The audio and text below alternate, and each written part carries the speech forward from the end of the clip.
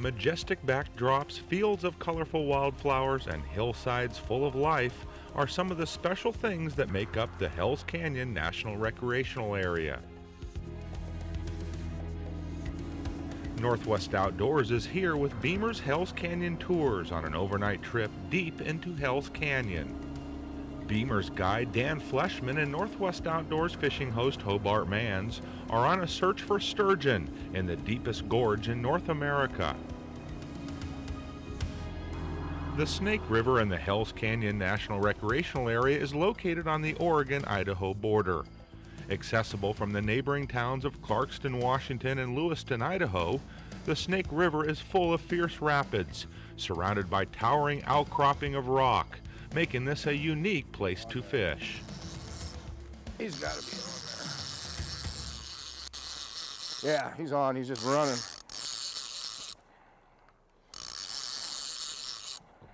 Ain't very big, whatever it is. Little guy. He's a pretty active little guy. Yeah. He was swimming up with it all the time. He had it all the whole time. He just kept moving it forward.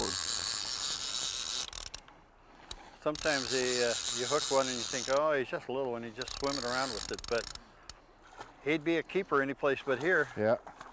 That's a dandy little fish. That fish is at least between 4 and 4.5 feet long. Yeah.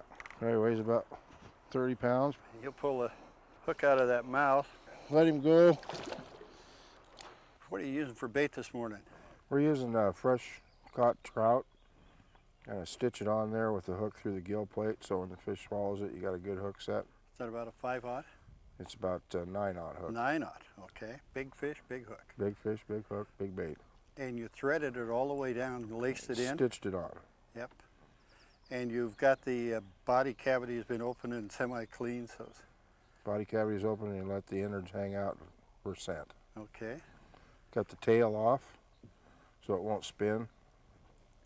And it also drops a little more scent that way. Yeah. Okay, let's check it out there and get one. All right.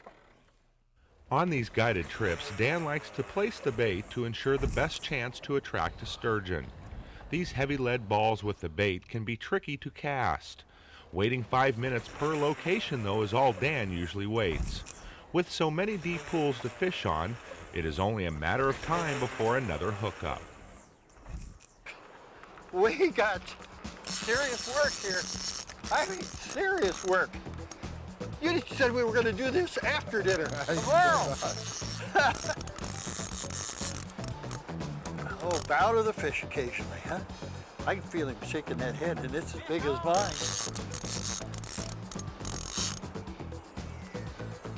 That's a dandy. A dandy? A dandy. Oh, it just had to get a little sun off the water. Woohoo! Oh, big fish. If he keeps this up, I'm gonna have to come down a notch.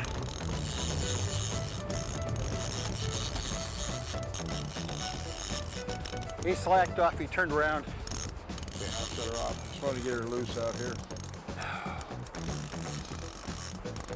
No, maybe I spoke too soon.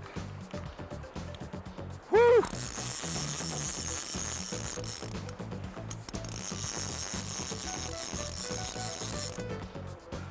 Oh, yeah.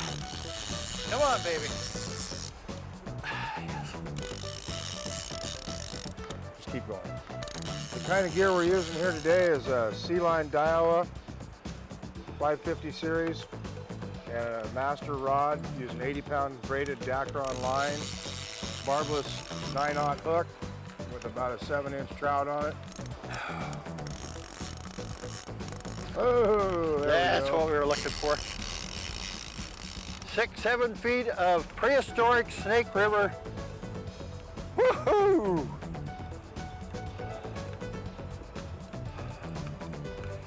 You done good, Denny. Got him hooked right in the lip too. Good job. He's ready to go.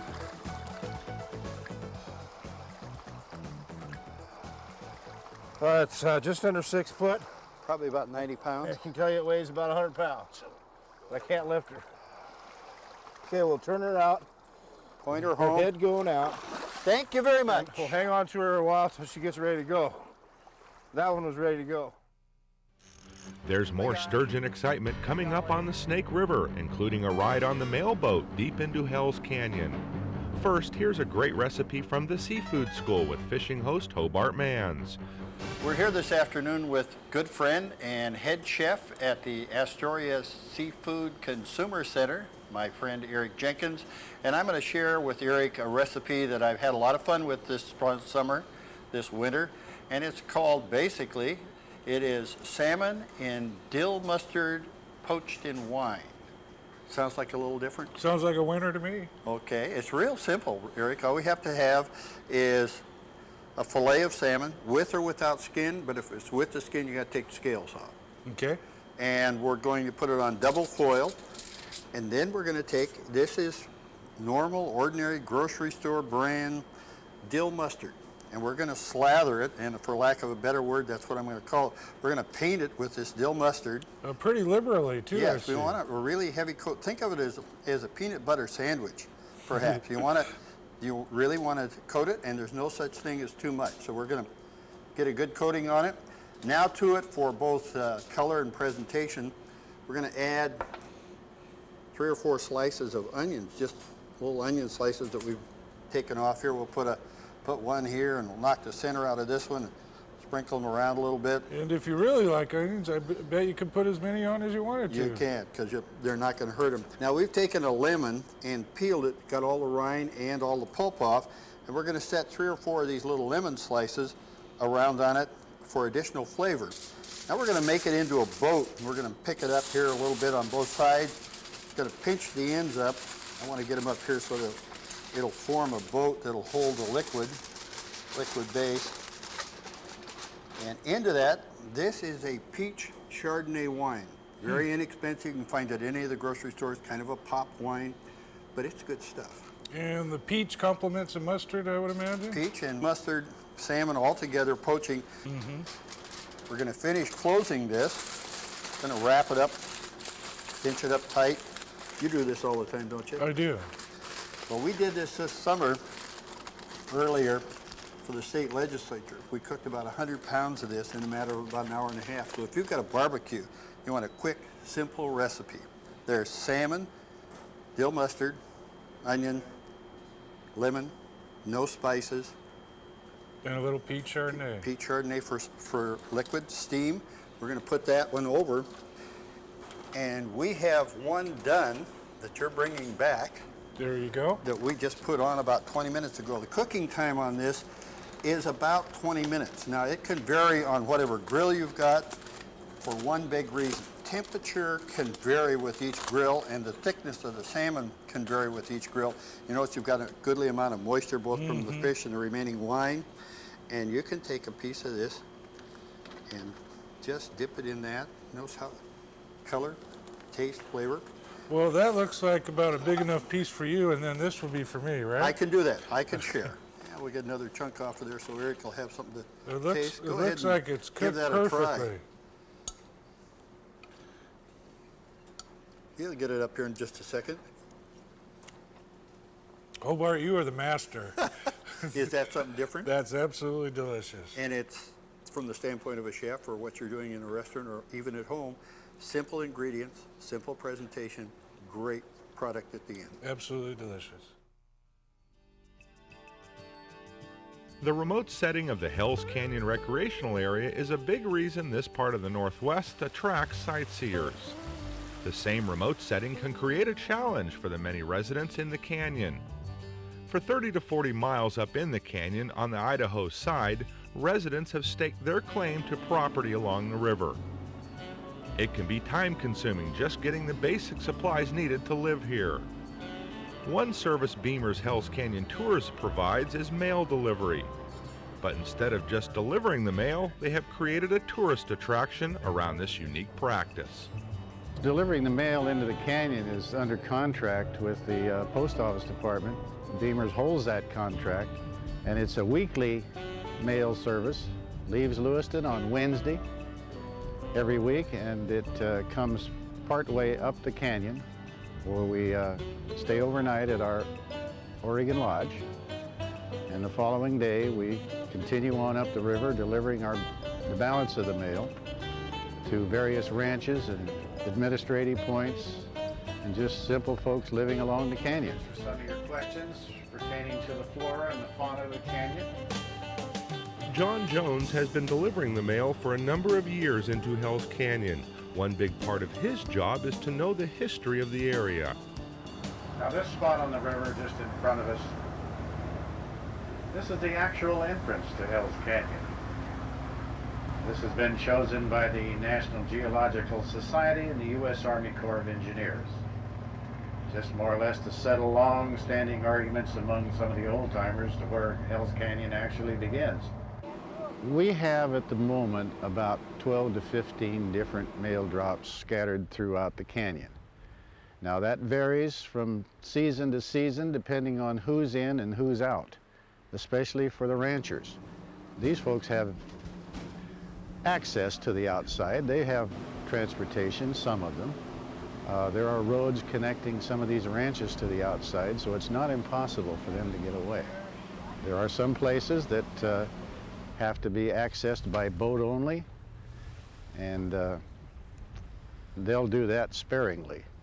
So sometimes I'm the only person they'll see week to week, and it's kind of a old home week when I finally show up. There's a lot of conversation, have a cup of coffee, here's my mail, and see you next week. John's assistant today is Tom McChesney. McChesney has only been delivering the mail for a year now. It didn't take long to realize how much their service is appreciated. Sometimes we stop and we get grocery lists here in the canyon for people that don't get to town. So we can bring groceries the next time we come up with the mail, and they're very happy. They try to pay us.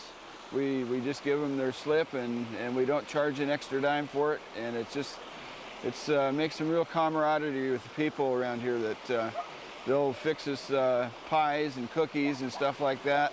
And so we enjoy doing a little something extra for them. And it looks like they've got outgoing mail, so I'll take it with me. And this will be posted back in Lewiston, Idaho, and sent to where they're supposed to go.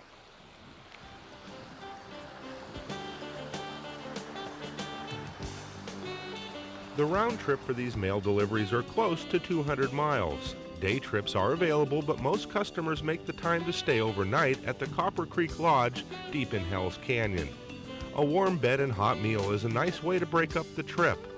Besides, resident deer usually come out to say hello.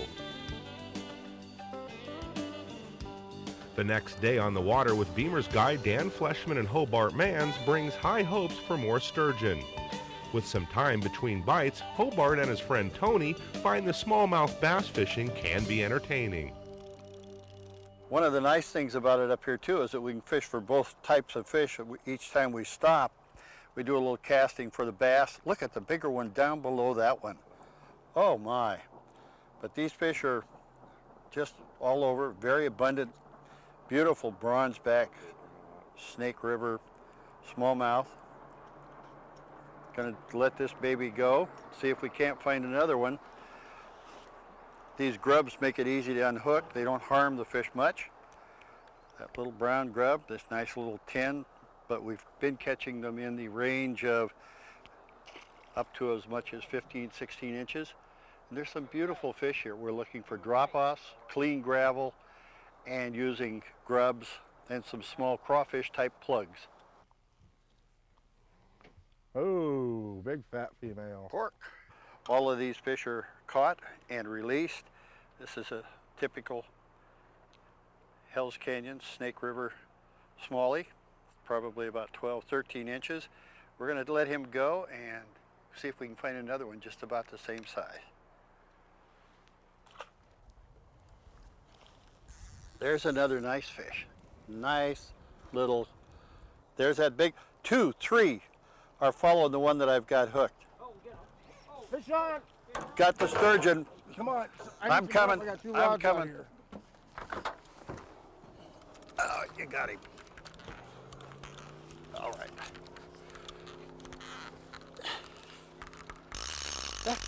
huge. Huge. Howard huge.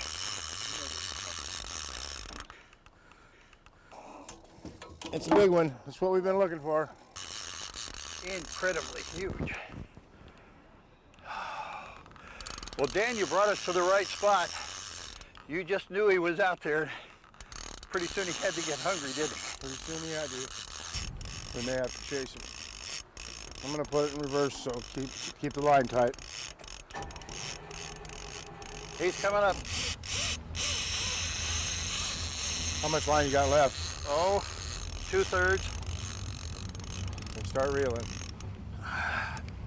Start reeling. It ain't, there's no gaining yet. Keep reeling. I'm backing right to him, so just keep reeling.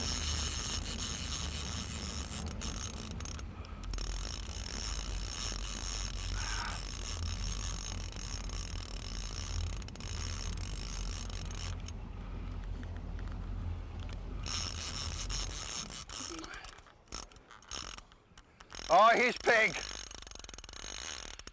He's really big. Yep.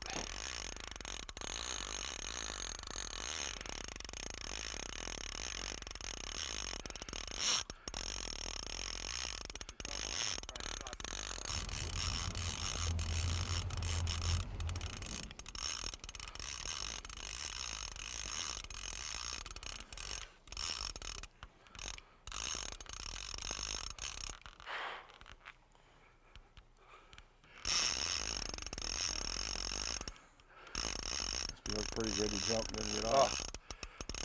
fish is just big. That's all there is to it. Like to get a bunch of line out and then outsmart you by turning and running right against you, right at you. Get some slack so they can spit that hook out. Coming right at you again. Trying to outsmart you. He's still there. Just keep reeling. Keep reeling.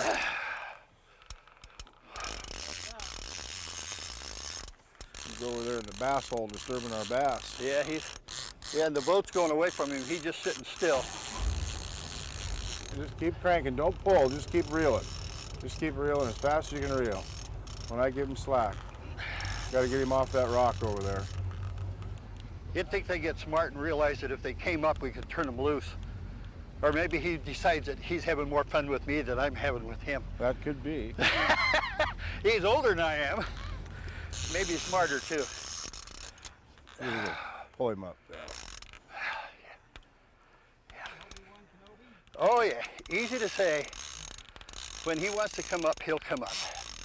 And he don't want to come up yet.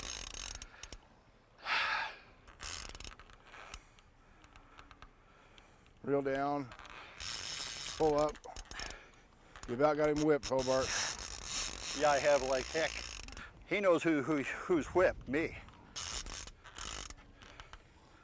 Here he comes. Here he comes.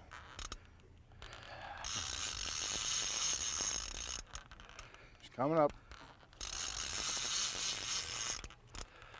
Come up and jump right here. Oh my God. Oh. Oh my God. My gosh. My golly. Don't reel up anymore, Hobart, but just hold his head up out of the water, and we'll start over here to the beach. Okay. Pull into this cove over here. Big sturgeon like this are quite a sight up close. This Snake River giant attracted passing boats wanting to get a better look. That is a big fish, Hobie. I know. Serious work.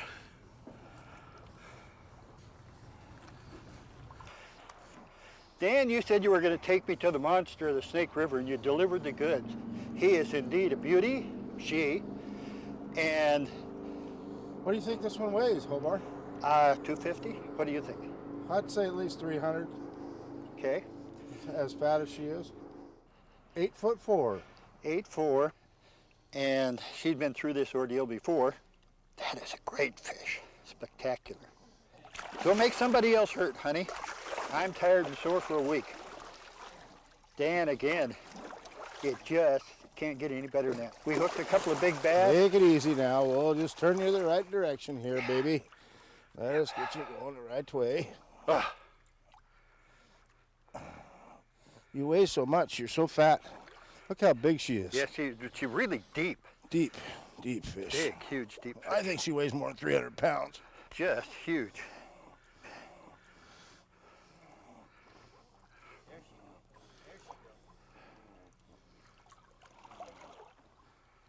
Okay, we'll push her out and pull her back. And give her a little oxygen in those gills. And pretty soon she's going to soak me. Yeah, that will be your christening for having. Dan. Dan. Come here. You owe me 10, not 5.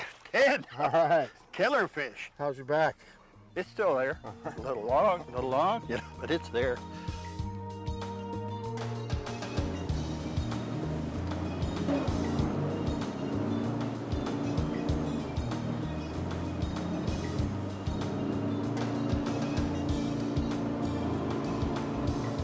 Rapids, wildlife, history, incredible geology, and big fish make the Hells Canyon and Snake River a very unique area of the Pacific Northwest.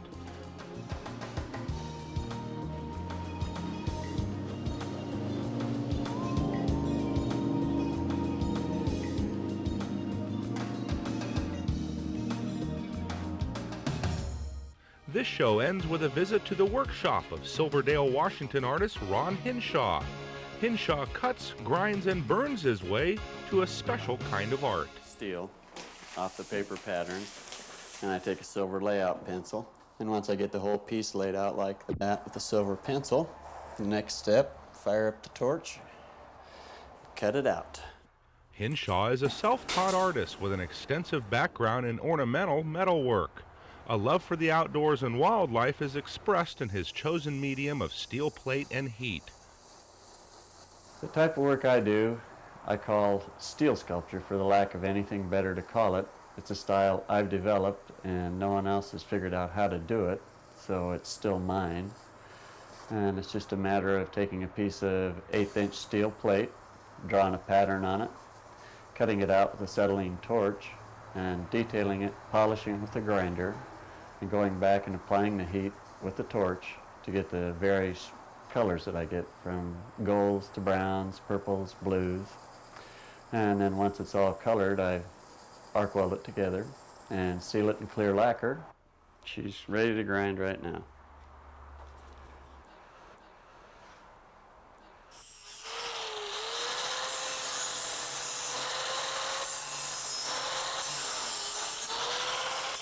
My artwork differs from anyone else's because the way I use the grinder. But that's what brings out the detail and the 3-dimension in each piece, is the way I grind it. I watch all the grinder marks, and then after I get them ground, I accent the grinder marks with the heat for the color. I shade, and like underneath his belly, I've applied more heat here to accent these grinder marks. And every set of muscles I heat on the side, so you get the illusion of the roll of the muscle.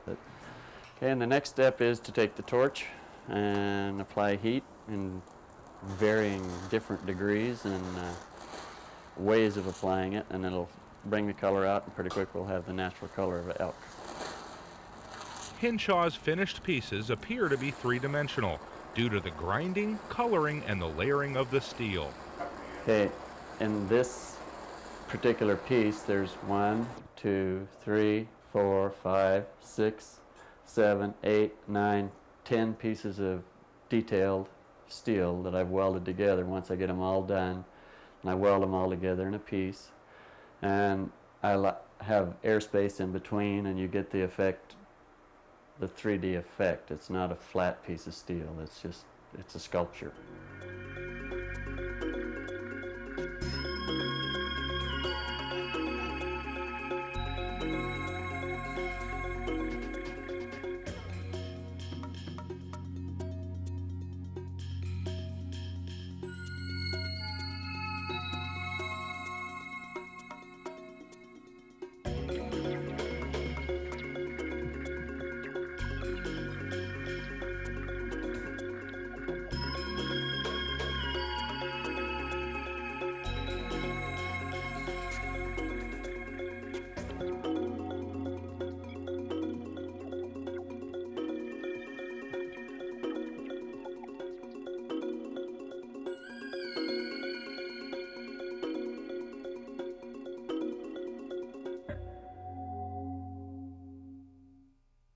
Go online with Northwest Outdoors to learn more about this show, number 1605.